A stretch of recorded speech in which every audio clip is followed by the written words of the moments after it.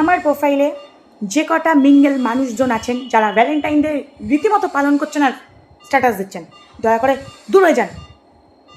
নিজের এবং আপনার সময়, মানে আমার এবং আপনার সময় নষ্ট করবেন না। চাইছেন কি আমার অভিশাপে আপনার সম্পর্ক নষ্ট হয়ে যাক? না চাইলে এক্ষুনি বেরান।